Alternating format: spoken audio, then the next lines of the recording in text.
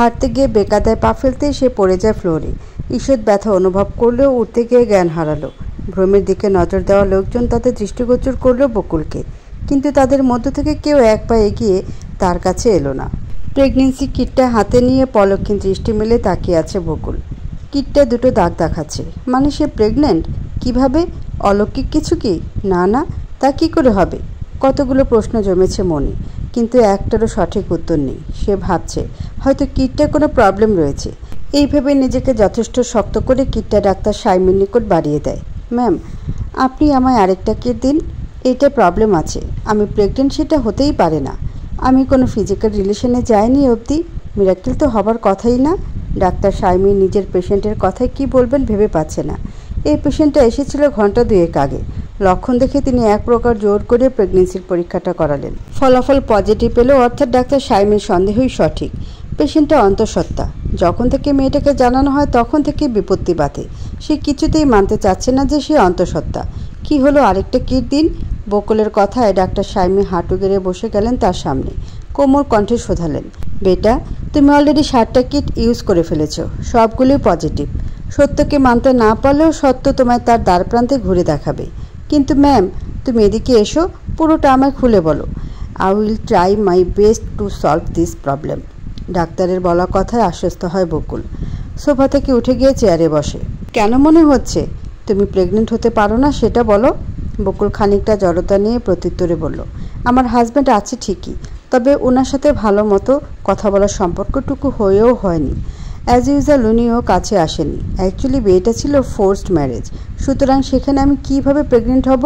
How is this possible? Medical লাইফে অনেক মিরাক্কেল ঘটে, ধরে নাও তুমিও সেটার অন্তর্ভুক্ত। এদিকে মেডিকেলে নার্সের ছোট্ট একটা ভিডিও ক্লিপ ভাইরাল হয়ে যায় মুহূর্তেই, যেখানে বকুলের অ্যাবর্শন করার কথা চলছে, অর্থাৎ শেষের 2 লাইন ভিডিওতে আওয়াজ তুলছে। মাত্র 8 সেকেন্ডের ক্লিপ, যা সাড়া ফেলে দেয় পুরো ফেসবুকে। নার্সটা ভাইরালের চক্করে ওটা শেয়ার করেছিল, কিন্তু তা যে এই রূপ নেবে তা অকল্পনীয়। রিপোর্টাররা সকালের ঘটনার পর ভ্রমকে ছেড়ে বকুলকে নিয়েছে। একই ঘটনা স্বামীর পর নজর এলো স্ত্রীর পরকীয়া। স্বামী বেস্ট ফ্রেন্ড নামক বান্ধবীর সঙ্গে করলেন পরকীয়া, কিন্তু স্ত্রী কার সাথে করলেন তা এই অবধি জানা গেল না। স্বামী পরকীয়া এবং বাচ্চাকে স্বীকার করেনি স্ত্রী নিজের পরকীয়া। এক প্রকার বলা যায় বাচ্চাটার ব্যাপারে কোনো প্রকার স্বীকারোক্তি ছাড়াই স্ত্রী করাবেন অ্যাবর্শন। মানে ভাবা যায়। আর সে স্বামী স্ত্রী আর কেউ না, স্বয়ং ভ্রম এবং বকুল, যারা কিনা এক সময়ের আদর্শ ছিল, আজ তারাও নোংরা কাজে মত্ত হয়েছে। ঘর ছেড়ে বাইরে বেরিয়েছে তারা নিজস্ব চাহিদায়। আশ্চর্যজনক কথা, একে অপরের চাহিদা মেটাতে কী এমন কমতি ছিল তাদের মধ্যে যে আজ এই দিনটা আসলো। আর আজকের নিউজে এমন চাঞ্চল্যকর ঘটনা আর কী বা হতে পারে? রকিং চেয়ারে ঝুলে ঝুলে নিউজটা শ্রবণ করছে আমরিনের মা বাবা। তাদের মনুষ্যত্ব বোধ থেকে তাদের জন্য খারাপ লাগলেও পরক্ষণে মেয়ে খুশি এই ভেবে নিজেরাও অন্যের খারাপ মুহূর্ত উপভোগ করতে লাগলেন। মাত্র 1 সপ্তাহের জন্য বেড়াতে গিয়েছিলেন ভ্রমের পরিবার, আর এসে যে এইসব খবর শুনবেন তা কল্পনার বহির্ভূত ছিল। ছেলেটা বিশ্বাস অবিশ্বাসের টানাপোড়েনে পড়লেও বকুলের খবরটা তারা মানতে নারাজ, কারণ বাড়ির প্রতিটি সদস্য বকুলকে চেনে, জানে বকুল কেমন ধরনের মেয়ে সেই ব্যাপারে তাদের সম্পূর্ণ বিশ্বাস রয়েছে। বিচক্ষণ ক্ষমতার অধিকারী খালেকুজ্জামান দ্বিধায় রয়েছেন। ওনার মস্তিষ্ক একটাই প্রশ্ন করছে, একই সময় 2টো প্রেগনেন্সি, তাও স্বামী স্ত্রীর পরকীয়া, কাকতালীয় হতে পারে কিভাবে? বকুল তো প্রয়োজনের বাইরে গিয়ে সময় ওয়েস্ট করেনি, আর বাড়িতে আচার আচরণেও কোনো পরিবর্তন আসেনি। তবে কি বকুলকে কেউ ফাঁসাতে চাচ্ছে? কিন্তু এত বড় শত্রু কেন হবে ওর? ও তো মা বাবা ঘরহীন মানুষ, তেমন কেউ না যে হার হামেশা বড় শত্রু তৈরি হবে। হঠাৎই ওনার 2 মাস আগের ঘটনা মনে পড়ল, যেখানে বকুল ভ্রম দুজনেই অজ্ঞাত ছিল যে তারা এত সময় কোথায় ছিল। অনেক গবেষণা করেও তিনি এর রহস্য বের করতে পারেননি। আর আজও একই কাহিনী। সেদিন কাকতালীয় ভেবে উড়িয়ে দিলেও আজ তিনি বুঝতে পারছেন ব্যাপারটা উড়িয়ে দেওয়া ওনার জন্য কতটা ভয়ানক কাজ হয়েছে। খালাম্মা, খালুজান, আমার গলা যদি কেউ ছুরিও চালায় এই কথা বিশ্বাস করতে কয়, তবুও আমি করুম না। আমি বকুল ফুল রে চিনি। বকুল ফুলের মতোই মনটা সাদা সাদা, মনে হয় যেন সাবানের ফেনা। বুয়া আয়নার কথায় ফুপু বিনতিও মাথা নাড়ালেন। বড় একটা শ্বাস নিয়ে বললেন, আমি নিশ্চিত কেউ না কেউ খুব বড় একটা ষড়যন্ত্র করেছে, কিন্তু কে করবে? এরা তো বাচ্চা মানুষ। হতে পারে, কিন্তু আমার ছেলে কাজটা করলো কি? ওকে আমি এই শিক্ষা দিয়েছি? ভ্রমের মা রিনি বেগমের কথা উত্তরে খালিকুজ্জামান বললেন, যে ছেলে মায়ের বিয়ে আটকাতে নিজে বিয়ে করে ফেলে সে ছেলে আর যাই হোক এমন অন্যায় বকুলের সাথে করবে না। তুমি দেখোনি বকুলের প্রতি ওর দুর্বলতা? কিন্তু কোনো একটা দিন থেকেই যেন ওদের দূরত্ব ক্রমশ বেড়েছে। কিন্তু আমি এখনও কারণ খুঁজে পেলাম না। তোমার ছেলে আর ছেলের বউকে আলাদা করতে কেউ অনেক বড় একটা প্ল্যান সাজিয়েছে। হ্যাঁ ভাইয়া, আমারও তাই মনে হয়। তোমাদের নিয়ে রাতে আমার একটা প্ল্যান আছে। আপাতত আজ রাতের রান্নার ব্যবস্থা করো, আমার বন্ধু সায়ক আসবে বাড়িতে। বলে আর কথা বাড়ালেন না তিনি। উদ্দেশ্য বকুল ভ্রমের কলেজ। পকেট থেকে ফোনটা বের করে সদর দরজার দিকে পা বাড়ালেন। কারোর ফিডটা স্ক্রল করে প্রিভিয়াস লাইভটা শেয়ার করলেন একটি নির্দিষ্ট নাম্বারে। তুমি কি শিওর বাচ্চাটা অ্যাবর্শন করাবে? বকুল শক্তপোক্ত কণ্ঠে উত্তর দিল, জি। অবৈধভাবে আসা বাচ্চাকে কোনো মতে গ্রহণ করব না। যা হয়েছে তা আমার সজ্ঞানে নয়, অজ্ঞানে হয়েছে। কার না কার বাচ্চা আমি পারবো না ভার বইতে। ঠিক আছে, আমি ডেট ফিক্সড করে দিচ্ছি, তুমি সেদিন এসো। ও অ্যাবর্শন কিচ্ছু করাবে না। তৃতীয় ব্যক্তির আওয়াজে ওরা দুজনের তার দিকে নজর দেয়। এই সময়ে বকুল নিজের শ্বশুরমশাইকে মোটেও আশা করেনি। ওনাকে দেখিয়ে বকুল মাথাটা নুয়ে নেয়। এগিয়ে আসেন খালিকুজ্জামান। বড় একটা দম ফেলে বকুলকে উদ্দেশ্য করে শোধালেন, সে যদি পরকীয়ার বাচ্চাকে জন্ম দিতে আগ্রহী থাকে তবে তুই কেন আল্লাহ প্রদত্ত বাচ্চাকে জন্ম দিতে পিছপা হবি বল? বকুল চকিতে শ্বশুরের দিকে তাকায়। বাবা, আমার বিশ্বাস তুই খারাপ কিছু করিসনি, কিন্তু বাড়ির কেউই তা বিশ্বাস করেনি। তার মানে আমরা আমাদের ছোট্ট অতিথিকে সাদরে বরণ করতে চাই। আনন্দে বকুলের চোখ থেকে টপ করে পানি পড়ল। এনাদের সামনে নিচু হয়ে যাবেন বলেই তো সে আবাসন করতে চেয়েছে, আর আজ এই ভালোবাসাটুকু যেন একটু বেশি। খালিকুজ্জামান তার মাথায় হাত রাখলেন। আল্লাহ তোর সহায় হোক, চল বাসায় যাবি। শ্বশুরের কথায় সায় জানায় সে। ডাক্তার সাইমির প্রতি শ্রদ্ধাবোধ হতে আজ তবে আসি বলে পা বাড়ায় কেবিনের বাহিরে। তখনই ছুটে আসতে দেখা যায় রিমিকে। দেখে মনে হচ্ছে কারোর তাড়া খেয়ে এসেছে। দ্রুত এগিয়ে গেল বকুল, ধারে গিয়ে শুধালো, কি হয়েছে? এভাবে দৌড়ে এসেছিস কেন? ভাই, আমরা যাকে আপন ভেবেছি দিন শেষে ওরাই আমাদের ঠকিয়েছে। কি বলতে চাইছিস? দিগন্ত আমাদের সাথে। রিমি কথার সমাপ্তি টানতে পারল না। তাকে ঠেলে রিপোর্টাররা এক এক করে মাইক্রোফোন তুলে ধরল বকুলের সামনে। বকুল অপ্রস্তুত হয়ে পড়ে। ভেতরের খবর লিক হলো নাকি? তখনই একজন রিপোর্টারের একটি প্রশ্নে মাথা উঁচিয়ে তাকায় বকুল। পবিত্র থাকার চেষ্টা চালিয়েও অপবিত্র নাম নিয়ে 2 সেকেন্ডও যে থাকা যায় না, আছে হারে হারে টের পেল। একটা কফি শপে অপেক্ষা করছে ভ্রমের বাবা খালিকুজ্জামান। কোন এক ভদ্রলোকের অপেক্ষায় আছেন তিনি। হাতে থাকা ঘড়িটার দিকে চেয়ে সময়টা পরখ করে নিলেন। Already 15 minute late. বিরক্তিতে মুখ থেকে চশচক শব্দ বেরিয়ে আসে। সামনে ওয়েটারকে অর্ডার নিতে দেখেন তিনি। তাকে ডেকে কফি অর্ডার করলেন। তারপর মাথাটা 2 হাতের মাঝে রেখে নিচু করে তাকিয়ে রইলেন। বন্ধু যে এইভাবে চিট করবে তা সে একটুর জন্য ভাবেনি। এদিকে সন্ধে গড়িয়ে রাত্রে নামলো ধরণীর বুকে। স্যার, আপনার অর্ডার। ওয়েটারের গলা শুনতেই মাথা উঁচিয়ে কফিটা নিয়ে নিলেন। এক চুমুক দিতে না দিতে পাশে দাঁড়িয়ে থাকা ওয়েটারটা সোজা ওনার বরাবর বসে গেলেন। খালিকুজ্জামান পাত্তা দিলেন না। তখন এক গম্ভীর কণ্ঠস্বর ওনার কানে বেজে ওঠে, কিরে পটকা, 2 মিনিট দেরি করেছি বলে একাই খেয়ে নিচ্ছিস? খালিকুজ্জামান চকিতে তাকান। এহেন ডাকে কেবল ওনার বাল্যবন্ধু শায়কই ডাকে। তাকানোর সাথে সাথে শায়ককে দৃষ্টিগোচর হয়। অস্ফুটে বলে ওঠে, আরে তুই? হ্যাঁ আমি। দাম তো দিসনি। কিসের দাম রে? পরে সব শোধ করে দেব। তবে আমি কিন্তু তোর আগেই এখানে এসে পড়েছিলাম। তারপর 10 মিনিট তোর ধৈর্য শক্তির পরীক্ষা নিলাম এবং পাশ করেছিস। তাই ফাইনালি ওয়েটারের থেকে এক প্রকার জোর জবরদস্তি করে তোর কফিটা নিজে সার্ভ করার নিজস্ব অনুমোদন পাইনি। হ্যাঁ হয়েছে, কফি অর্ডার দিয়েছি, চলে আসবে। এবার বল কেমন আছিস? অতঃপর কিছুক্ষণের মধ্যে তাদের কুশল বিনিময় শেষ হয়। খালিকুজ্জামান আর শায়ক একে অপরের জানে জিগার দোস্ত যেন। শায়ক গোয়েন্দার স্পেশাল ব্রাঞ্চের একজন দায়িত্বশীল অভিজ্ঞবান। একবার পুরোটা বল, শুরু থেকে শেষ হই। বলছি তবে শোন। হসপিটাল থেকে বাসা অবধি রিনি বকুলের সঙ্গে রয়েছিল। কিছুক্ষণ হলো মেয়েটা তার সাথে কথা বলার সুযোগটা পায়নি, কিন্তু ও বাসায় যেতে এমন একটা টেক্সট ওকে করলো যা দেখার পর থেকে আমরিনের সাথে ভালো ব্যবহার করতে মন মানল না। বকুল ফুল, ওই আমরিন না সামরিন আপনার ঘরে থাকতো কইতাছে, আর ভাইজানও হতে কইতাছে। আয়নার কথা শুনে রেগে যায় বকুল। ঘর তার অতি প্রিয় জায়গা। অনেক সময় নিয়ে সে এই ঘরটাকে সাজিয়েছে। অন্যের জন্য বুঝি স্বামী না হয় সে দেখে রাখতে জানে না। অনিয়ম করেছে, সেজন্যই তো স্বামী খসেছে। তাই তো এতে তার আপত্তি নেই। এদিকে বকুলকে চুপ থাকতে দেখে আয়না ফের আওয়াজ তোলে, আপা কিছু কইবেন না? আপনার কিন্তু ভিতর ভিতর মেলা জ্বলতাছে। কিছু করো বকুল ফুল। একদিকে এত বড় প্রতারণার জাল, অপরদিকে কর্তব্যর, দুটোই তাকে জ্বালিয়ে মারবে। হচ্ছে তার বান্দর তেন্দর কিনা আমার ঘরে শোবে। বকুল আর দাঁড়িয়ে থাকার সিদ্ধান্তে অটল হয়ে দাঁড়িয়ে থাকতে পারল না। ঘন ঘন শ্বাস ফেলে যে ঘর থেকে বের হতে যাবে অমনি ধাক্কা লাগে পুরুষালী বক্ষে। এক ধাক্কায় বকুলের নাকটা যেন বোচা হয়ে গেল। বকুল আর ভ্রম একে অপরের মুখোমুখি। এই প্রথম তাদের কথা দেখা বলা। পরকীয়া নিউজের পর দুজনের চেহারাতেই কাঠিন্যতার প্রখর ছাপ। মৌনতায় শোনা গেল বকুলের জোরে জোরে নিঃশ্বাসের শব্দ। বকুল প্রশ্ন করল, সতীন ঘরে ঢোকাবেন? তিনি উত্তর দিলেন না। বকুল ফের জিজ্ঞাসা করল, যাকে আপনি বিয়েই করেননি তাকে বউ স্বীকৃতি দিতে আপনার লজ্জা করে না? এই আপনি না পুরুষ, আচরণ তো ঠেকছে কাপুরুষের। এমন কটু কথাতেও তাদের ভ্রম গলা উঁচিয়ে আওয়াজ তুলল না। অবশেষে মিনিট দুয়েক পর সে নিজ থেকে মৌনতা ভেদ করে আওয়াজ তুলল, বাচ্চাটা কি? ভ্রম নিজের কথা সমাপ্তি করতে পারল না। বকুল রাগের রোষাতলে সেটা খপ করে ধরে ফেলল। হ্যাঁ, আমার বাচ্চা।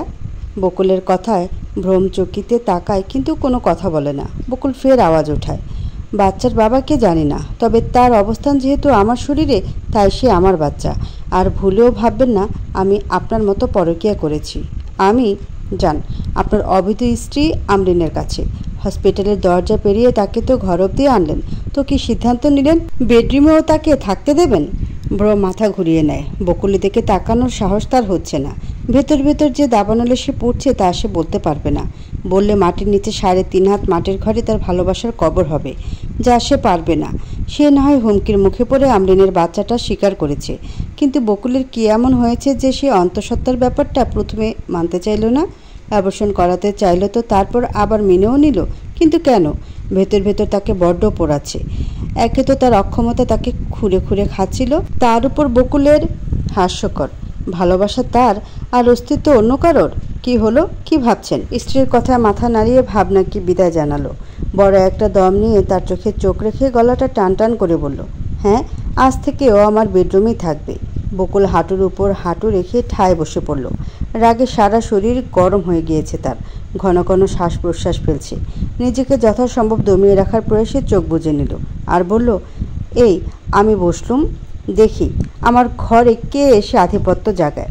ঘুঘু দেখেছে সে, কিন্তু পাতা ফাঁদ দেখেনি। হে বকুল ডার্লিং, আই এম গ্রেট। তুমিও প্রেগনেন্ট, আমিও প্রেগনেন্ট, চলো একটা হ্যান্ডশেক হয়ে যাক। তিক্ত কণ্ঠস্বর শুনে চোখ দুটো এক ছটকে মেলে দাঁড়িয়ে যায়। এতে পড়তে গিয়েও খাটের কোনায় ধরে দাঁড়িয়ে যায়। হাস্যোজ্জ্বল মুখ নিয়ে দাঁড়িয়ে আছে। হ্যান্ডশেক করবে বলে হাতটা বাড়িয়ে দাঁড়িয়ে আছে, যেটা বকুলের আর সইল না। ধপ করে একদলা থুতু ওর হাতে ফেলে দিল। স্বামী নিয়েছ, কিছু বলিনি, কিন্তু রুম নেবে? কলিজা কেটে রেখে দেব।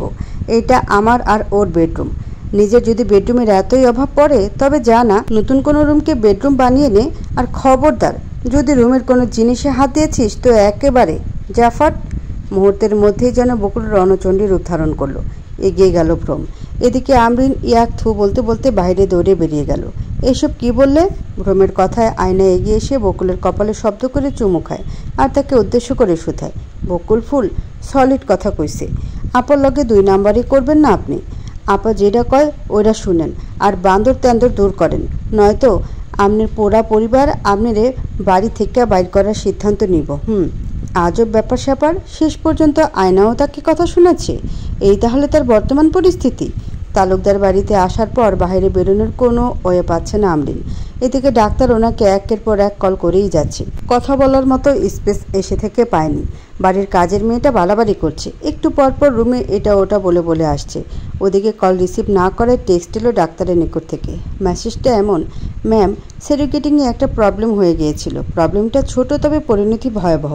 মেসেজটা দেখেই আতঙ্ক ছড়িয়ে পড়ে আমরিনের থেকে। ডাক্তার লাহিড়ীর নম্বর থেকে SMS এসেছিল, তাই আর কোনো স্পেস খুঁজল না।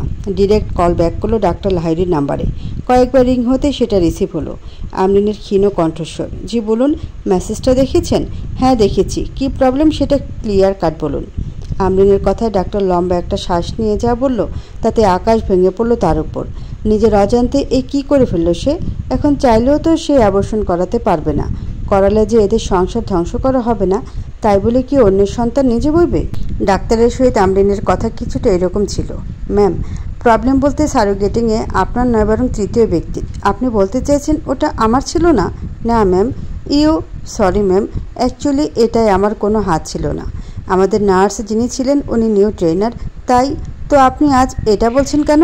ও আসলে ভয় পেয়ে গিয়েছিল, সেজন্য আমাকে বলেনি, কিন্তু আজ না পেরে বলে দিয়েছে। আমরিন কেবল শীত বলে কলটা ফট করে কেটে দিয়ে থ হয়ে দাঁড়িয়ে রইল। বিড়বিড় করে নিজেকেই শোধালো, বকুলের পেটে থাকা বাচ্চাটা তবে ওর আর ভ্রমের? আমার আর ভ্রমের নয়। কাল বিলম্ব না করে দ্রুত কল দেয় বাবার নাম্বারে। মিনিট কয়েক পর কলটা রিসিভ হয়ে গেল। আমরিন নিজের কণ্ঠে যথেষ্ট উৎকণ্ঠা নিয়ে বাবাকে পুরোটা বলতে লাগলো।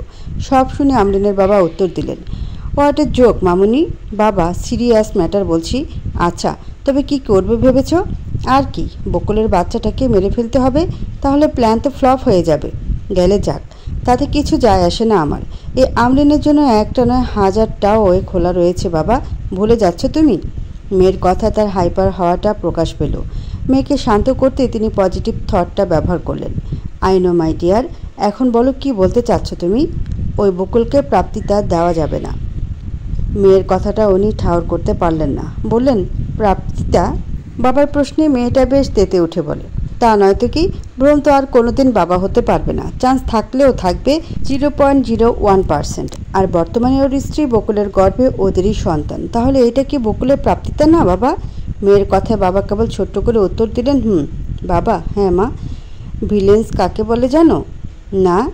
ভ্রম যাকে ভালোবাসে, যাকে দুয়ে ও ওর ভালোবাসাটা স্টার্ট করেছে, তার কাছে দিয়ে আসাটা আমার ফিলিংস না, বরং তাকে ভালোবেসে তার পুরো জীবনটাই ধ্বংস করে দেওয়াটাই ভ্রমের গল্পের বেস্ট ভিলেন্স। খলনায়িকা হতে চাচ্ছ? নায়িকা নাই বা হতে পারলাম, খলনায়িকার রোল যখন স্টার্ট করেছি তখন বিচ্ছিরিভাবে তো এন্ড করব। আমরিন, হ্যাঁ বাবা, আমি ভ্রমের গল্পের ভিলেন্স। তারপরের দিন সকালবেলা বকুলের শ্বশুর খালিকুজ্জামান এবং তার বন্ধু শায়ক এসেছেন সকাল সকাল হসপিটালে।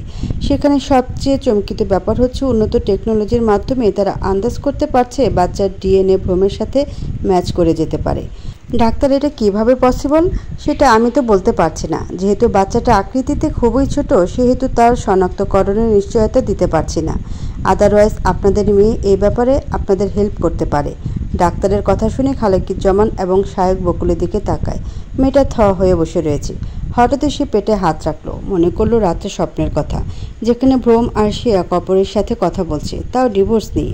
গন্তব্য যদি বিচ্ছেদই হবে, তবে বিধি কেন একত্র করলেন?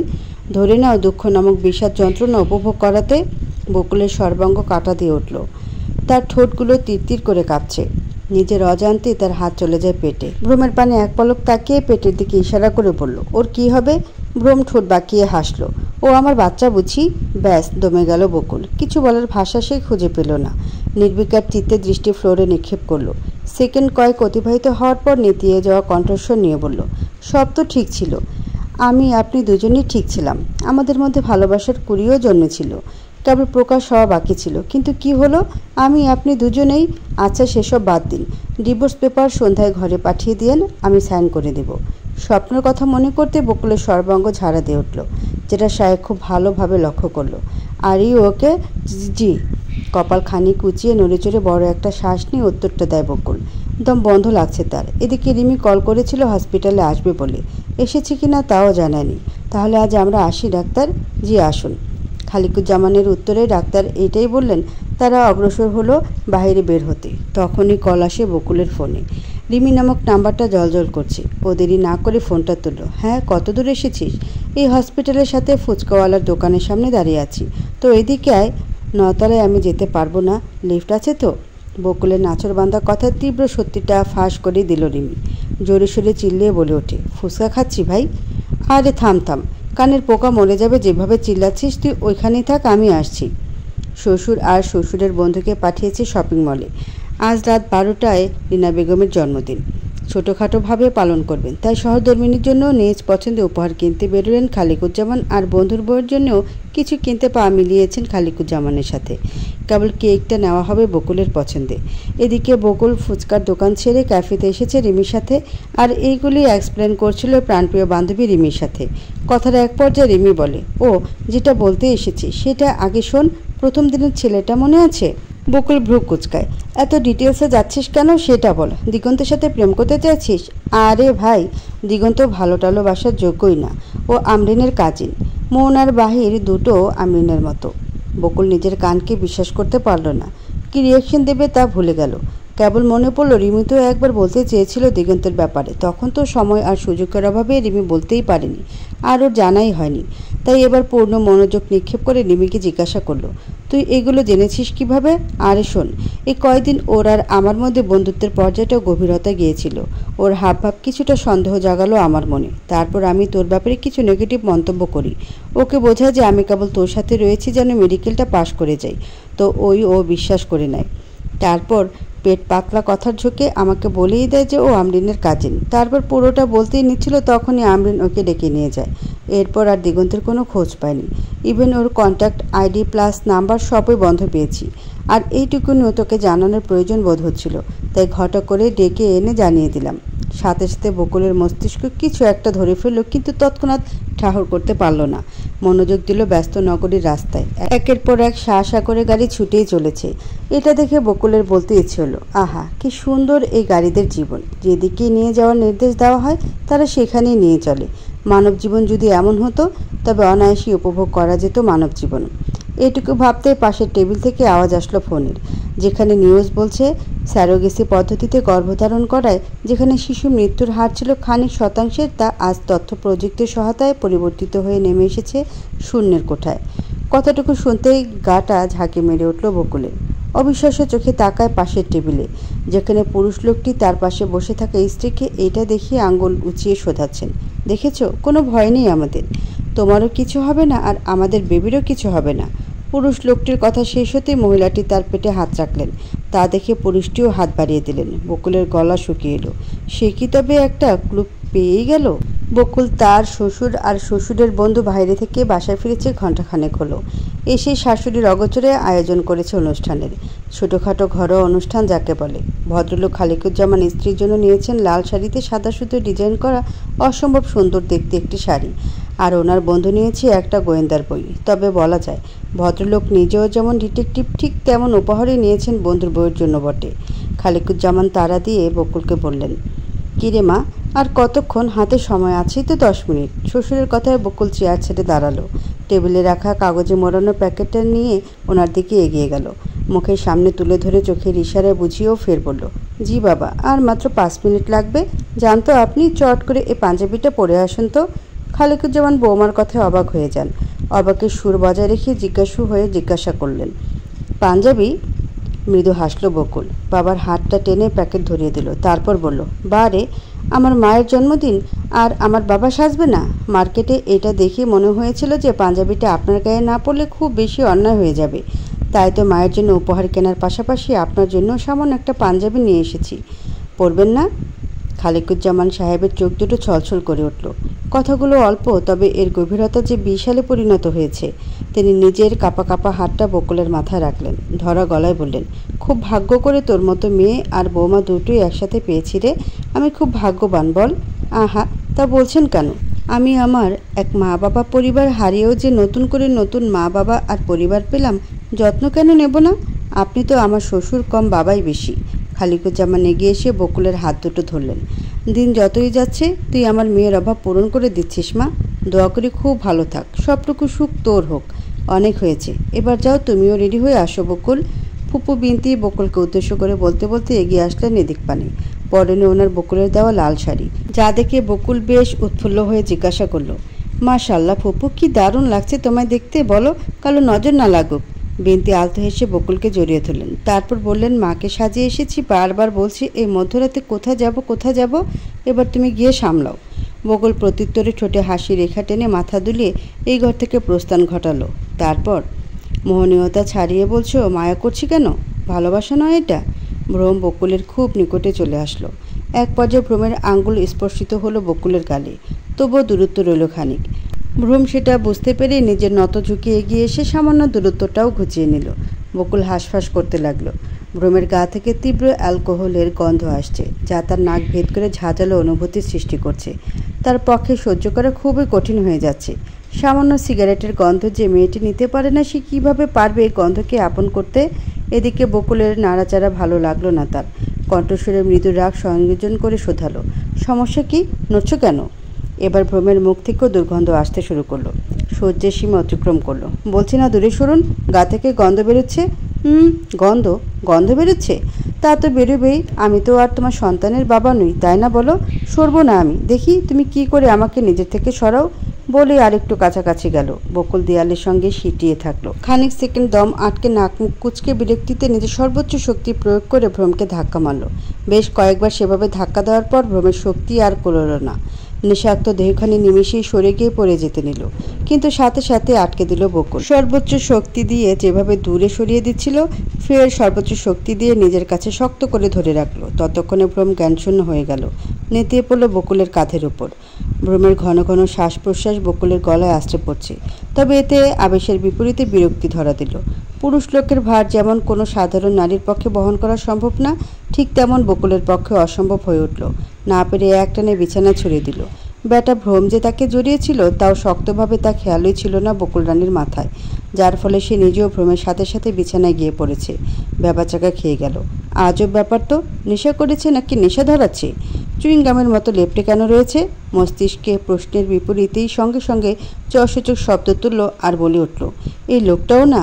এই আমাকে ছাড়ুন, আপনার গার্লফ্রেন্ড আমরিন সামনে দাঁড়িয়ে, কেটে তো একদম কুচি কুচি করে দেবে, ছাড়ুন। বকুলের বেশ কয়েকবার ধমকে ভ্রম সাড়া দিল না।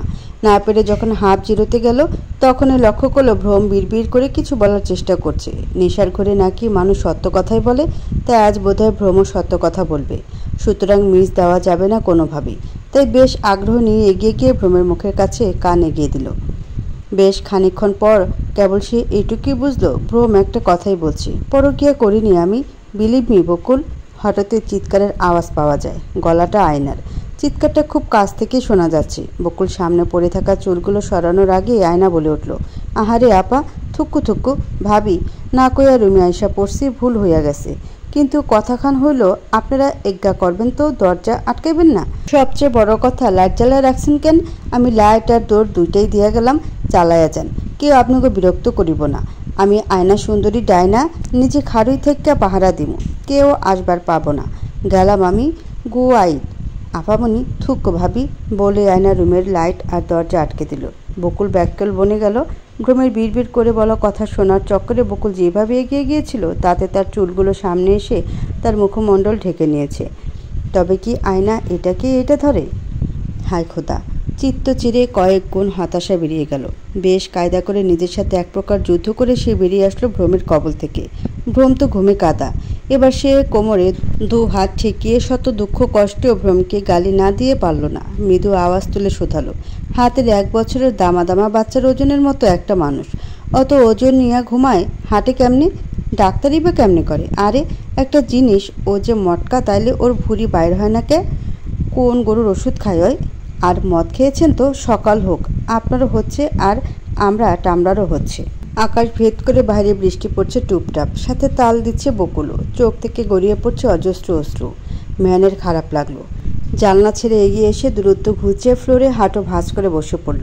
বুঝতে পারলো এর অনুভূতি অনেক কষ্টের, কিন্তু তার উপলব্ধি করার সামর্থ্য হলো না। কেবল শব্দ সাহায্যে জিজ্ঞাসা হয়ে বলল, তারপর কি হলো? বকুল নড়ে চড়ে বসল। মেহানের কথায় বাস্তবে ফিরল। এতক্ষণ তার জীবনের অমূল্য অংশের ব্যাখ্যা দিচ্ছিল ছোট্ট একটা পাখির কাছে। বোঝা ছিল তার দুঃখ কষ্টের গভীরতা। ছেলেটা তার কথা বুঝছে কিনা কে জানে, তবে কথাগুলো মনোযোগ দিয়ে শুনছে, যা তাকে সবচেয়ে বেশি আকৃষ্ট করেছে। যাকে সব চিন্তা বাদ দিয়ে বকুল মিহানের প্রত্যুত্তর করল। তারপর অনেক কিছু পরিবর্তন হলো। আস্তে একটা মানুষ হারিয়ে গেল জীবন থেকে। খোদার কাছে দুজনকে নিয়ে নিলেন, আমার মামুনি আর আব্বুকে। হয়ে গেলাম নিঃস্ব। এখন না আছে মা বাবা আর না আছে শ্বশুর শাশুড়ি, আছো কেবল এই তোমরা। বকুল কথাখানা সমাপ্তি টানতেই রুমে প্রবেশ করলো ফুপু বিনতি। হাতে তার উকি দিচ্ছে তেলের বাটি আর বোতল। তিনি নিঃসংকোচে এগিয়ে এসে বললেন, বকুল আয় তো, মাথায় তেল দিয়ে দিই, মাথাটা ঠান্ডা থাকবে, রাতে আবার শ্যাম্পু করে নিস। মেহানের সাথে বলা কথা প্রসঙ্গ ছেড়ে ফুপুকে উত্তরে বলল, এখন? ফুপু বাটি আর তেল দুটো বাড়িয়ে ইশারায় দেখালেন। তো আর কখন? মেহাদ উঠে গেলে পরে। বাইরে তো বৃষ্টি, মেহাদের যদি ঠান্ডা লাগে অসুখ করে। ফুপু বকুলের কথার উত্তর দিলেন না। টেবিলের বুকে এঁটে থাকা চেয়ারটা টেনে সোজা বকুলের পেছনে বসলেন। বকুল বিছানাতে বসা ছিল। অতঃপর ফুপুর গম্ভীর সুরে মিহানের জন্য আদেশ, মিহান মামির জন্য পিড়ি এনে দাও দ্রুত। আদেশ পেয়ে মিহান কাল বিলম্ব না করে ছুট লাগায় বাইরে। ফুপু পূর্ণ দৃষ্টি ফেলে বকুলের পানে অপলক চেয়ে রইলেন। হঠাৎই শান্ত পলক ফেলে বড় একটা নিঃশ্বাস ছাড়লেন। বলতে শুরু করেন, বকুল, আর কত অতীতকে আঁকড়ে থাকবে বলো? তুমি যা হারিয়েছ আমিও তাই হারিয়েছি। কেবল সম্পর্কটা একদমই নিজের রক্তের। ছোট্ট মশারির ভেতর ঘুমন্ত মিহাদের দিকে এক পলক তাকান তিনি। আবার বলতে শুরু করলেন, এই বংশের এই একজনই আছে মিহাদ। ওর অযত্ন করবে তুমি? ফুঁপিয়ে উঠল বকুল। সে চায় না অতীত স্মরণ করতে, কিন্তু এই বৃষ্টির দিন এলেই তাকে স্মরণ করিয়ে দেয় সব। বুকের তাজা ক্ষত আরও তাজা করে দেয়। সব অশান্তি লাগে। চারিদিকটা মনে হয় কালো মেঘে ঢাকা। কোথাও কোনো শান্তি নেই, ভালো লাগা ভালোবাসা নেই। বুকে চাপা মৃতের হাসি নিয়েই ফুপুকে প্রত্যুত্তরে বলল, সে সাথী আমার আছে ফুপু। যাকে ভালোবাসলাম, যার অস্তিত্ব গর্ভে নিলাম, তাকে জানানোর আগে সৃষ্টিকর্তা আমার থেকে তাকে কেড়ে নিলেন। মা বাবার অভাব পূরণ যাদের দিয়ে করলাম, তাদেরও হারালাম। এখন আমি একে হারাবো? না না না, কখনোই না। জীবন দিয়ে আগলে রাখবো। ভ্রমকে ভালোবাসতে পারিনি তো তাতে কি হয়েছে? পুরোটা ভালোবাসা আমার মিহাদ সোনা পাবে। শেষের কথাটুকু একটু তৃপ্তি তার সাথে বলল বকুল। তখনই মোড়া নিয়ে হাজির হয় মিহান, জনাব খালিকুজ্জামানের খালাতো ভাইয়ের নাতি। নাম তার মিহান। বয়স হবে 12-13। শহরে তার বড় ভাইয়ের সাথে এখানে আসা। ভাই তো তার গুরুত্বপূর্ণ কাজে গিয়েছে, যে জন্য এখানে তার একাই থাকা। এসেছিল ময়মনসিংহ শহরটা পুরো ঘুরে দেখবে, কিন্তু এখানকার তিক্ত অতীত তাকে বিষিয়ে দিচ্ছে ক্রমশ। এই তো কিছুক্ষণ আগে বকুলের সাথে এইটা ওইটা গল্প করছিল। কথার প্রেক্ষিতে যখন বকুল অসত্য কথাটি প্রকাশ করে ফেলে, তখনই কৌতূহলী মিহান তাকে চেপে ধরে। ছেলেটা বাড়িতে এসেছে 3 দিন। 3 দিনের 2 দিন সময় লাগিয়েছে সবাইকে আপন করে নেওয়ার জন্য। থাকবে আরও 4 দিন, অথচ সে হেলদোল নেই। ভাব জমিয়েছে ফুপু বিন্তির সাথে। খুনসুটিতে মেতে থাকে আয়নার সাথে। বলা যায় মৃত বাড়ি তার স্পর্শে একটু প্রাণ পেয়েছে। তাইতে ফুপু বিনা দ্বিধায় অমন ফরমাইশ দিয়ে দিলেন। আর ছেলেটাও বাধ্য হয়ে মেনে নিল। মিহান মোড়াটা নির্দিষ্ট জায়গায় রেখে দিয়ে তাড়ালো। ফুপু বললেন, অনেক তো দুষ্টুগিরি হলো, এবার যাও পড়তে বসো, আয়নাকে নিয়ে বসো, আমি আসছি। মেহমান বলে কিন্তু ছাড় পাবে না। মিহান হাসি মুখে আচ্ছা বলে তাধীন তা না গাইতে গাইতে বের হলো। এখানকার মানুষ, আবহাওয়া, পরিবেশ সবই তার মনে ধরেছে। এতদিনে দাদু তবে ভালো একটা জায়গাতেই পাঠিয়েছেন। তার বাসাতে ভাইয়ের সব সময় কড়া শাসনে রাখে। মা বাবা তাদের কাজের সূত্রে দেশের বাইরে, বাড়িতে কেবল দাদু আসে, যা একেবারে বোরিং টাইম। কিন্তু এখানে সে মানিয়ে নিতে পেরেছে। সবচেয়ে বড় কথা, তাকে সবাই তার মতন করেই এক্সপেক্ট করে নিচ্ছে। সেই সাথে সে এরকমভাবে ট্রিটও করছে। মেহানের বোধগম্য হয় না কেন যে এই লোকগুলোর জীবন থেকে মানুষ হারিয়ে গেল। নিশ্চয়ই নিঃসন্দেহে মানুষগুলো কত ভাগ্যবান ছিল। ফুপু, বকুলের আচমকা ডাকে ফুপু কান খাড়া করলেন। বলো। আমরিন এরমটা করে কি পেল বলো? ও নিজেও এই পৃথিবীতে নেই, আমি কার থেকে কি নেব বলো? কোথায় দুঃখ আঁটবো? ওর বেশি বাড়াবাড়ির কারণে এলোমেলো হয়ে গেল আমার জীবন। না হলে আমাদের সুন্দর একটা সংসার হতো। অস্বাভাবিক নিয়মে মা হতাম না, যদিও এই নিয়ে আফসোস নেই, কিন্তু লোকটার সাথে জন্মের পর জন্ম কাটানোর এক আমরণ তৃষ্ণা রয়েছে। পপু ফোঁস করে শ্বাস ছাড়লেন। ভাই ছেলেকে হারিয়েছেন 1 বছর হলো। বুকে কষ্ট তিনি চেপে রাখেন কেবল বকুলের সার্বিক দিক ভেবে। না হলে স্বজন হারানোর দুঃখ কি একান্তই বকুলের? না, তারও। সেদিন তার ভাবির জন্মদিনই ছিল তাদের শেষ দিন। একই সাথে হামলে পড়া হয় বকুলের উপর, আর বাড়িতে সেট করা হয় বোম। ফলস্বরূপ তারা পায় এক অকল্পনীয় ভয়ানক উপহার, যা বয়ে বেড়ানোর বয়স হয়েছে 1। বকুল বৃষ্টির দিন এলেই নিজেকে একাকী করে দেয়। অতীত তাকে সেই মুহূর্তগুলো বারবার স্মরণ করে দেয়। ফুপো মাথায় হাত বুলিয়ে দিতে থাকায় আরাম বোধ করল সে। বাইরের বৃষ্টির ফোঁটাগুলোর দিকে এক পলক তাকিয়ে চোখ বুজে নিল। অনিচ্ছা সত্ত্বেও ফিরে গেল অতীতে। ভ্রম নেশা পান করায় ঘরে ঘুমিয়েছিল, যা আমরিন জানত না। ভ্রমকে মেসেজ যখন দিয়েছে তখন রিপ্লাই পায়নি, তাই ভেবেছে সে হয়তো বাহিরে। তাই এই মোক্ষম সুযোগ কাজে লাগায় আমরিন। প্রথমে খুন করে তাকে হেল্প করা ডাক্তারটিকে, আর তারপর চেষ্টা চালায় বকুলের উপর। ওকে তিলে তেলে মারতে আগে গর্ভের সন্তানকে নষ্ট করার ফন্দি আটে, সিঁড়িতে তেল ফেলে রাখে, আর বকুল পা দেওয়া মাত্রই গড়িয়ে পড়ে ফ্লোরে। যা দেখতে পায় আয়না।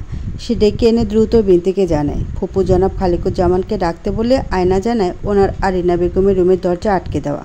বকুলেরও পেন হচ্ছিল খুব, তাই তাদেরকে বিরক্ত না করেই দায়িত্ব নিয়ে চলে যায় হসপিটালে। আমরিনের কাজও হয়ে যায়, আর সে বোম সেট করে। কিন্তু বিপত্তি বাধে তখন, যখন টাইমারে 1 মিনিট সেট করতে গিয়ে 0.1 সেকেন্ড সেট করে ফেলে। ফলস্বরূপ সেই সহ বাড়ির সকলে ব্লাস্টে মারা যায়। পরবর্তীতে পুলিশ আসলে 2টো বডির কঙ্কাল উদ্ধার করে নিয়ে যায়, যার একটি পুরুষ ও অপরটি মহিলার। কিন্তু থাকার কথা ছিল 2টো পুরুষ আর 1টা মহিলার। আর এ থেকে বোঝা যায় রহস্য আটকে রয়েছে কোথাও। বকুল আবার যাবে সে বাড়িতে, নিরুদ্দেশ হওয়া অতীতকে টেনে হিস্ট্রে গর্ত থেকে বের করবে। কিন্তু কোলের সোনাবাবুটার জন্য সে পেরে উঠছে না, নিজেকে সময় দিচ্ছি আর রহস্যকেও। মিহানের শারীরিক অবস্থার উন্নতি গতকাল রাতেই হয়েছে। আজ সারাফাত আর মিহান চলে যাবে, সেটারই প্রস্তুতি নিয়ে তারা দুই ভাই ড্রয়িং রুমে এসে হাজির। বিনতি মুখ ভার করে বসে আছেন। মিহারটা সারা দিন এই বাড়িটাকে মাতিয়ে রাখত, ও চলে গেলে এ বাড়ি মাতিয়ে কে রাখবে শুনি? যাওয়া না যাওয়া নিয়ে সারাফাতের আব্বুর সাথে অনেক কথা হয়েছে। ভদ্রলোক সম্মতি দিলেও থাকতে অনীহা দেখাচ্ছে সারাফাত। এতে বকুল কিছুটা আশ্চর্য আর অভিভূত। যে ছেলেটা এই বাড়ি বলতে পাগল, সে ছেলেটা সুযোগ থাকা সত্ত্বেও থাকবে না, চলে যাবে? এ কী কাণ্ড! সারাফাত হাতের ট্রলিটা এক কোণায় রেখে বিনতির নিকট এগিয়ে গেল। হাঁটু ভাঁজ করে বসে পড়ল। শান্ত কণ্ঠস্বরে শোধালো, মামুনি, ছেলের বিদায়ে মন খারাপ করে থাকবে? বিনতি কথা বললেন না, সে এভাবে বসে রইলেন। সারাফাত দেরি করতে চাইল না, অনেক কাজ তার, অনেক মানে অনেক। তাই কাল বিলম্ব না করে বিনতির হাতটা নিজের কাছে টেনে নিল। করুণ সুর তুলে বলল, আমায় ভুল বুঝো না প্লিজ। আজ থেকে যাওয়ার সুযোগ থাকার পরেও কেন থাকছি না, এটাই তো ভাবছো? বলো। শোনো, এটার উত্তর আমার কাছে আছে, তবে আমি এখন দিতে পারবো না। কি করছি, কেন করছি তার কৈফিয়তও দিতে পারবো না। কেবল বলবো, এই বাড়িতে আমি অনেক কিছু ফেলে যাই। কখনো সেটা হয় প্রিয় জিনিস কিংবা প্রিয় মানুষ। এবার তো আস্তে একটা কলিজা ফেলে চললাম। সারাফাতের কথাটা শুনে বিনতি চমকে উঠলেন। মাথা ঘুরিয়ে তাকালেন ছেলেটার দিকে। ওর চোখগুলো টলমল করছে, চোখগুলো লাল। ছেলেটা কি ঘুমোয়নি গত রাতে? এই চিন্তা করে জিজ্ঞাসা করলেন, কি বলছিস এইসব বাবা? আর চোখ এত লাল কেন? ঘুম হয়নি? চিন্তা করেছিস অনেক? তার কাছে মামনির অনেক অনেক প্রশ্ন, কিন্তু সারাফাত উত্তর দিল না, কেবল নিজেকে সামলানোর প্রয়াস চালালো। মামনিকে তার কষ্ট দেবার অধিকার নেই, তবুও আজ সে দায়ে পড়া। এই মায়াজাল থেকে তাকে মুক্ত হতেই হবে, না হলে বিপদেই বিপদ। সারাফাতের উত্তর না পেয়ে এবার বকুল মুখ খুলল। কি ব্যাপার? ফুপু এত করে বলছে থেকে যান না হয়, কি এমন হবে? নাকি ফুপুকে অবজ্ঞা করছেন? বকুলের সোজা উত্তর শুনতে কাঠখোট্টা ঠেকলো, এইটাই সত্য কথা। পরপুরুষের সাথে বকুল যেন একটু বেশি রুড, তাই তো কত সহজে অমন কথাখানা বলতে পারলো। উঠে এগিয়ে এলো সারাফাত, বকুলের মুখোমুখি দাঁড়িয়ে উত্তর দিল, দায়িত্বের বেড়াজালে আটকে গিয়েছি, তাই চলে যেতে হচ্ছে। তোমরাও তো এমন নও, আজ তবে এমন করছো কেন? আজ আমি বোঝাতে চাচ্ছি আর তোমরা অবুঝের মতোই বিহেভ করছো। বলছি তো আজ যাচ্ছি, কোনো একদিন পার্মানেন্টলি ফিরে আসবো। মামুনি, বিদায় দেবে না? এবার তিনি সোফা থেকে উঠে দাঁড়ালেন। সারাফাতের পূর্ণাঙ্গ কথাটা বিনতিও শুনেছেন, তাই আর কথা বাড়ালেন না। চোখের কার্নিশে জমা হওয়া জলটুকু মুছে নিলেন। সারাফাতের কপালটুকু নিজের নিকটে এনে চুমু খেলেন আর বললেন, সাবধানে যাস বাবা, আর পৌঁছে কল করবি কিন্তু, না হলে তোর হবে। এই মামনি খালামনি, আমাকেও আদর দাও। আমি বা কম কিসে? নাকি আমি ওর মতো সানা মানা করছি না বলে হালকা করে নিচ্ছ? কোনটা? বিনতির মুখের হাসিটা আরও প্রসারিত হলো। দুষ্টু বাবা বলে এগিয়ে এসে কানটা মুলে দিয়ে তৎক্ষণাৎ মিহাদকে আদর করে দিলেন। তুমি কিন্তু ভুলে যাবে না ছোট জনাব, প্রতিদিন কলে কথা বলা চাই। জো হুকুম মামনি খালামনি। অতঃপর বিদায় দেওয়া হলো দুই রাজপুত্রকে। বিনতি আর আয়না ওদের সাথে সাথে গিয়েছে এগিয়ে দিতে। বকুল তখনও ঠায় দাঁড়িয়ে কোলে থাকা মিহানের দিকে এক পলক তাকালো। ছেলেটা তার ঘুমিয়ে গিয়েছে, ওপরে যেতে আর ইচ্ছে হলো না, তাই সোফার দিকে এগিয়ে গিয়ে ধীরে ধীরে বসলো। পা লম্বা করে বসে তাতে বালিশ পেতে মিহানকে শুয়ে দিল। আস্তে করে পা দুটো দুলাতে লাগলো, স্মরণ করতে লাগলো সারাফাতের বলা তখনকার কথাগুলো। লোকটা তবে আসলে রহস্যময়, কি রহস্য ভরা কথাগুলো বলে গেলেন। সেই দিনের পর 3 দিন এগিয়েছে। বাসার পরিস্থিতি স্বাভাবিক হয়েও হয় না। আজ আবার বকুল কলেজে যাবে, বাবুকে রেখে যাবে ফুপুর কাছে, তাই সকাল সকাল উঠে পড়েছে। ফজরের সালাত আদায় করে একটু পড়তে বসেছিল। আধা ঘন্টা যেতেই মিহান কান্না করে উঠল, আর তার পড়া হয়নি। বিচ্ছুটা ওই অবধি জেগেই আছে। বকুল টেবিল থেকে তার ব্যাগটা নিয়ে মিহানকে কোলে নিল। উদ্দেশ্য ফুপুর রুম। ফুপু, মিহান এসেছে, কোলে নাও। ফুপু সেলাই মেশিনে কাপড় সেলাই করছিলেন। বকুলের গলার আওয়াজ পেয়ে তিনি উঠে দাঁড়ালেন। এগিয়ে গিয়ে বললেন, ওরে বাবারে, কে এসেছে? আমার মিহান বাবুটা, এসো এসো বলে বকুলের কোল থেকে নিজের কাছে নিয়ে নিলেন তিনি। আলতো করে চুমু খাইলেন মিহানের কপালে। বকুল এগিয়ে এসে ছেলের কপালে চুমু দিয়ে, আসছি বাবা, একদম দুষ্টুমি করবে না, ভালো ছেলে হয়ে থাকবে, ঠিক আছে মা, আসি বলে সে দ্রুত পায়ে প্রস্থান করলো। হাতে তার একটুও সময় নেই, ক্লাস মিস দিলেই শাস্তি ধরিয়ে দেবে। তার উপর আজ পুরনো বাড়িতে যেতে হবে তাকে। ফুপুকে বললে অবশ্যই তিনি বাধা দিতেন, তাই না জানি এ প্রচেষ্টা আর উদ্যোগ। তবে সেখানে সে একা যাবে না, সঙ্গে রিমিকে নিয়ে যাবে। They only one brave girl. অবশেষে 5 মিনিট পূর্বে বকুল ক্লাসরুমে এসে পৌঁছালো। রিমিকে দেখতে পেল লাস্ট বেঞ্চে বসা। মুখটা ভার করে মেয়েটা দেয়ালের দিক করে কিছু যেন বিড়বিড় করে বলছে, আর বাকি সবাই নিজেদের মতন ব্যস্ত। বকুলের খুব ইচ্ছে হলো ভাবুক মেয়েটাকে চমকে দেওয়ার, তাই সে আস্তে আস্তে এগিয়ে ভো বলে উঠল। ভীষণ রকমের ভয় পেল রিমি, সাথে সাথে মৃদু চিৎকার দিয়ে উঠল। ব্যাপারটা অধিকাংশেরই নজরে এলো। কেউ কেউ মজা নিল তো কেউ টিটকারি মারল। তাদের একজন তো বলেই দিল, দেখ যত সব ঠং, এক বাচ্চার মা হয়েছে তবুও তেল কমেনি। কথাটা রিমি আর বকুল দুজনেরই কানে এলো। সাথে সাথে বকুলের আনন্দিত মুখটা চুপসে গেল। কিন্তু রিমি দমে থাকলো না, উঠে গিয়ে সোজা সে মেয়েটার বরাবর দাঁড়ালো। হাত দুটো অ্যাপ্রনের পকেটে ঢুকিয়ে বলল, এখনই কি বললে তুমি? অর্ধেক শুনতে পেয়েছি, পুরোটা বলো, শুনে নিচ্ছি। রিমির কথা শুনে মেয়েটির পাশে বসে থাকা মেয়েটি বলল, কই না তো, ও তো কিছু বলেনি। বান্ধবী যেমন মিথ্যে কথা বলায় সেই মেয়েটি তেতে উঠল, রাগান্বিত সুরে বলে উঠল, কি সমস্যা, মিথ্যে কেন বলছিস? আমি ওকে ভয় পাই নাকি? এই শোন তুই, আমি বলেছি তোর ফ্রেন্ড ঘরে স্বামী থাকতো, বাইরের পুরুষকে দিয়ে মা হয়েছে, এক বাচ্চার মা সে, আর কলেজে এসে ভাব দেখ যেন বিয়েটাই হয়নি। বলি ওর বোধহয় নতুন কাউকে পটানোর শখ জেগেছে, ওর মতো চরিত্রহীন। কথাটা শেষ করার আগেই সজোরে থাপ্পড় পড়ল মেয়েটির গালে। তাল সামলাতে না পেরে সে ঢলে পড়ে যায় পেছনে থাকা বান্ধবীর ওপর। সে আরও রেগে যায়, চিল্লিয়ে এই বলতেই রিমি মুখ খুলে, কি ভেবেছিসটা কি? যখন যা মনে হবে, যা ইচ্ছা হবে তাই বলবি? সে অধিকার তোকে দিয়েছে কে? তুই জানিস সত্যিটা? সত্য না জেনে এসব ফালতু রেওয়াজ কেন তুলবি? মেয়েটার স্বামী এখন আর নেই। তোর কোনো আইডিয়া আছে মেয়েটা কিভাবে তার দিনগুলো কাটায়? তার উপর এটা তার মেডিকেলের 2য় বর্ষ। তুই নিজেও তো একটা মেডিকেল স্টুডেন্ট, বুঝিস না, জানিস না? ফের যদি বকুলকে কিছু বলতে আসিস তো এই থাপ্পড়ের দ্বিগুণটা আমি তোকে দেব। Got it? রিমির সবগুলো কথাই শুনেছি সেই মেয়েটি। রাগে ফুঁসে উঠে চুলগুলো পেছনে ঝাড়া মেরে বলল, তোকে আর বকুলকে আমি দেখে নেব। সবচেয়ে কঠিন পরিস্থিতির শত্রু তোদের আমি হব, মিলিয়ে নিস। বকুল এগিয়ে এসে রিমিকে শান্ত করলো, পিঠে হাত বুলিয়ে নিজেদের অবস্থানে ফিরে এলো। এত রেগে গেলে চলবে? এত রাগ ভালো না। বিরক্তি বোধ করলো রিমি। এদিকে তাকে যাচ্ছে না বলে অপমান করছে, কোনো রকম প্রতিবাদ করছে না, আর তাকে বলছে রাগ করা ভালো নয়। বিরক্তিকর, খুব বিরক্তিকর। রিমির ভাবনা শেষ। বকুলও আর কিছু বলছে না। আগে যখন তাকে কিছু বলতো তখন সে প্রতিবাদ করত, কিন্তু এখন আর সে করে না। তার পরিবর্তে এখন রিমি প্রতিবাদ করে। ব্যাপারটা তার কাছে দারুণ লাগে। তার মনে হয় রিমিকে পেয়ে জীবনের 2য়তম সুখ সে পেয়েছে। দিন যত যাচ্ছে এই মেয়েটার প্রতি তার ভালোবাসাটা বেড়েই চলেছে। আগ বাড়িয়ে রিমিকে কিছু বলতে নেবে, আর তখনই ক্লাসে প্রবেশ করে প্রিন্সিপাল। প্রিন্সিপালের সাথে আরেকজন এসেছেন, তবে তার মুখে মাস্ক দেওয়া, হয়তো নতুন টিচার। স্টুডেন্টস, ইনি তোমাদের নতুন টিচার। আজ থেকে অধিকাংশ ক্লাসে এনার পাবে। স্যারের কথা শেষ হতে লোকটি নিজের মাস্ক খুলে বলতে শুরু করে, হ্যালো, আমি ধ্রুব মুশফিক, তোমাদের নতুন টিচার। আশা করি তোমরা আমাকে কোঅপারেট করবে। লোকটির কথা শেষ, কিন্তু শেষ হলো না ক্লাসে উপস্থিত সকলের রিয়াকশন। বকুলের গাটা ঝাঁকি দিয়ে উঠল। বড় বড় শ্বাস নিয়ে সামনে দাঁড়িয়ে থাকা ব্যক্তিটার মুখের আদলে চেয়ে রইল অনিমেষ। একই চেহারা, একই কণ্ঠের ব্যক্তির আলাদা নাম কেন? ক্লাসের অধিকাংশদের মধ্যে চরম উত্তেজনা। প্রিন্সিপাল স্যার সকলকে থামতে বলেন, স্টপ, তোমরা ভুল ভাবছ। সর্বপ্রথম ওনাকে দেখে আমার রিয়েকশনটাও তোমাদের মতন ছিল, কিন্তু অ্যাট লাস্ট এইটাই প্রুভ হলো যে ইনি ভ্রম নন, ধ্রুব মুশফিক। বকুল নামটা বার কয়েক আওড়ালো। ধ্রুব মুশফিক, ধ্রুব, ভ্রম, ধ্রুব। রিমি আস্তে করে বকুলের হাতে হাত রাখলো। সাথে সাথে বকুল বলে উঠল, রিমি, আমার অনেক শ্বাসকষ্ট হচ্ছে, বাইরে যাব প্লিজ। একটু বস, নে পানিটা খা, শান্ত হয়ে যা। এদিকে মোটিভ দিলে হবে না, আমরা আজ তোদের পুরনো বাড়িতে যাচ্ছি, মাথায় রাখিস।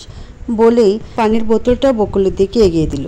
বকুল সাথে সাথে ঢকঢক করে পুরো বোতলের পানিটা শেষ করলো। তারপর নতুন টিচার ধ্রুব ক্লাস নিল। এক এক করে সকলের পরিচয় জানতে শুরু করলো। পালা এলো বকুলের।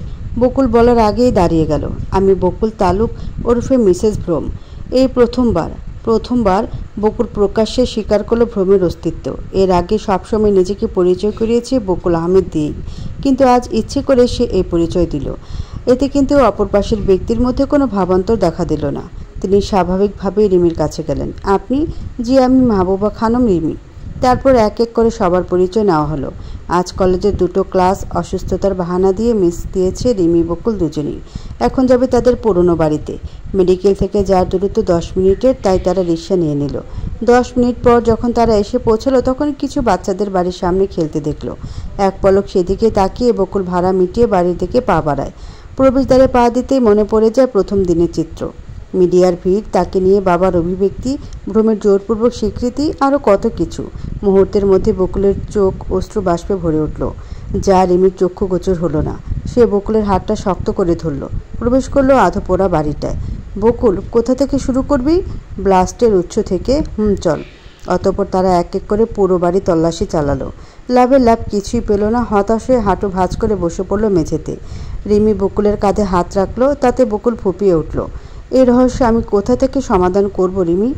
আমার যে প্রথম দিনেই ঘাম ছুটে গেল। দুপুর গড়িয়ে বিকেলের সমাপ্তি হতে চলল, কিছুই কি পাবো না? রিমি খানিকক্ষণ চুপ মেরে থাকলো। কিয়ৎক্ষণ ভেবে বলে উঠল, তোর আর ভ্রমের বেডরুমটাই তো চেক করিসনি, চল। আল্লাহ চাইলে শেষবারের মতন কিছু একটা পেয়ে যাব। বকুল দুর্বল কণ্ঠে উত্তর দিল, ওখানে যাওয়ার মতন সামর্থ্য আমার নেই রিমি, আর গেলেও পাবো না। হয়তো ওর দেহটা অতিরিক্ত আগুনের স্পর্শে সবটুকু নিঃশেষ হয়ে গিয়েছে, তাই পুলিশেরা পায়নি। বকুল, ইমোশনাল কথাবার্তা বলার উপযুক্ত সময় এটা নয়। লজিক্যালি ভেবে দেখ, তদন্ত করতে এসেছিস আর যা ভয় পাস তাই তদন্ত করিসনি, অথচ কেউ সেটা না জেনে না বুঝে সুযোগ ভেবে কাজে লাগালো। হতেও তো পারে রহস্য সেখানেই আছে। বকুল এবার উঠে দাঁড়ালো, হাতের উল্টো পিঠে মুখের ঘামটুকু মুছে নিল, বড় একটা শ্বাস নিয়ে ইনশাআল্লাহ বলে সিঁড়ির দিকে পা বাড়ালো। তখনই রিমি তাকে থামিয়ে দিল। বকুল, দাঁড়া। কি? এখানে ওঠার আগে চেক করতে হবে সিঁড়িগুলো মজবুত আছে কিনা। বকুল যে পা বাড়িয়েছিল তা ফেলে নিচে নেমে এলো। দুজনে যথেষ্ট দূরত্ব থেকে সিঁড়িগুলো চেক করলো। কেবলমাত্র একটা সিঁড়ি নাড়াতেই সেটা ধসে পড়ে গেল। বকুল মৃদু চিৎকার দিয়ে ওঠে, কারণ এই সিঁড়িটায় হাত দিয়েছিল, যা দেখে রিমি বলল, সাবধানে। অতঃপর বেশ সতর্কতা অবলম্বন করে রিমি আর বকুল উপরের তলায় উঠে গেল। বন্ধ রুমগুলো চেক করে সন্দেহভাজন কিছু পেল না। শেষমেশ প্রবেশ করলো তার আর ভ্রমের বেডরুমে। বেডটা পুড়ে ছাই হয়ে সেভাবেই রয়ে গেছে। ড্রেসিং টেবিলের আয়নাটা ভাঙা, আলমারিটা থেতলে আছে। বকুল আর রিমি দুজনে প্রচণ্ড অবাক হয়। ঘর পড়েছে তাই বলেছে, জিনিসপত্রের এরকম ক্ষতি হবে তা তো অসম্ভব কিছু। তবে এটুকু ভাবতেই কয়েকজনের পায়ের আওয়াজ শুনতে পায় তারা। বুকটা সাথে সাথে ছ্যাদ করে উঠল। কোথায় লুকোবো এই করে বেলকনিতে চলে আসে বকুল। নজরে আসে ভ্রমের হাতে লাগানো গাছের টব। রিমিকে এক টানে বেলকনিতে আনতেই টবে বকুলের পা লেগে যায়। ফলস্বরূপ টবটা গড়িয়ে পেছনে যাবার বদলে সামনে গড়িয়ে যায়। আশ্চর্য হয়ে যায় বকুল। এরূপ হবার কারণ? রিমের হাত ধরে টব রাখার স্থানে সে পা বাড়ায়। সাথে সাথে টাইলস ভেদ করে বকুল একটা বক্সে চলে যায়। আচমকা এমনটা হওয়াতে রিমি বোকা বনে যায়। বকুল না তার হাত ধরেছিল, তবে গেল কোথায়? এই ভাবতে ভাবতে সেও সে জায়গায় দাঁড়িয়ে যায়। ফলে সেও গিয়ে পৌঁছে বকুলের কাছে। লম্বালম্বির বক্সটা বেশ বড় সড়ো, তবে বক্সটা কাচের। তবু কিছু নজরে আসছে না তাদের। সবই ফাঁকা দেখাচ্ছে কাচে। দুজনেই ইশারায় চুপটি মেরে দাঁড়িয়ে রইল। তারপর মিনিট খানেক পর বক্সের মুখ খুলে এলো। রিমি বকুল দুজনেই পা বাড়ালো বাহিরে। বক্সের বাইরে পা রাখতেই গায়ে হিমশীতল হাওয়া লাগলো। গা ঝাড়া মারল দুজনেরই। তবে সবচেয়ে বেশি অবাক হলো এখানকার রুমগুলো দেখে। প্রত্যেক দরজার সামনে পাসওয়ার্ড বক্স। বোধহয় সঠিক পাসওয়ার্ড দিলে দরজাগুলো খুলে যাবে। এখানে এসে কোনো এক অজানা কারণে রিমি আর বকুল দুজনেই চোখে চোখ কথা বলছিল। তবে এবার একে অপরের কাছাকাছি এসে জিজ্ঞাসা করলো, কি এটা কোনো সিক্রেট রুম? তা তো অবশ্যই, কিন্তু এটা কার? ভ্রমের রুম থেকে যেহেতু অবশ্যই ভ্রমের। রিমির কথায় বকুল চিন্তিত হয়ে পড়ল। যা দেখে রিমি গলা ঝেড়ে বকুলের কানের কাছে আসলো। আমার মনে হয় এখানে আমাদের বেশিক্ষণ থাকাটা সেফ হবে না। চল একবার এখানে দরজাগুলোর প্যাটার্ন আর দরজার ওপারে কি আছে তা দেখে যাই। আজ দেখিয়ে চলে যাব? দরজা খোলার ট্রাই করব না? আজ নয়, এটা আমরা অন্য একদিন করি। এমন তো হতে পারে ভুল পাসকোড দিলে অপর পাশের ব্যক্তি বা ব্যক্তিবর্গ জেনে যাবে কেউ এখানে এসেছিল। যদি সিসি থাকে, এইবারের ইলেকট্রিক কানেকশন নেই বকুল, সো এখানে সিসি থাকার প্রশ্নই আসে না। দেয়ালের চারপাশ দেখেছিস? বদ্ধ। তারপরেও আশা রাখছিস কি করে? সেসব বাদ দে, আগে চল এই রুমের বাহির পথ বের করি, তারপর ছবি আর ভিডিও করে চলে যাব। কিন্তু সব তো বদ্ধ। শোন বকুল, যেখানে সমস্যা থাকে সেখানে সমাধান থাকে। রেগে যাচ্ছিস? এখন অন্তত তুই মুখটা বন্ধ রেখে হেঁটে চল। এই বলে বকুল আর রিমি দেয়ালের কাছে গেল। তারপর বকুলের মনে পড়লো উপরের পায়ের আওয়াজের কথা। রিমিকে জানালে রিমি উত্তর দেয়, শোন, এখানে যারা আসে তারা উপর থেকে আসে না, অন্য কোনো পথ অবলম্বন করে আসে। কারণ উপর থেকে আসলে ওই সিঁড়িটা আগে থেকেই ধসে যেত। যেহেতু আসা যাওয়া নেই, সুতরাং এখানকার কোনো পথ অবলম্বন করেই আসে। রিমির কথা শেষ হতেই হঠাৎই একটা লেজার রিমির ওপর পড়ল। তারপর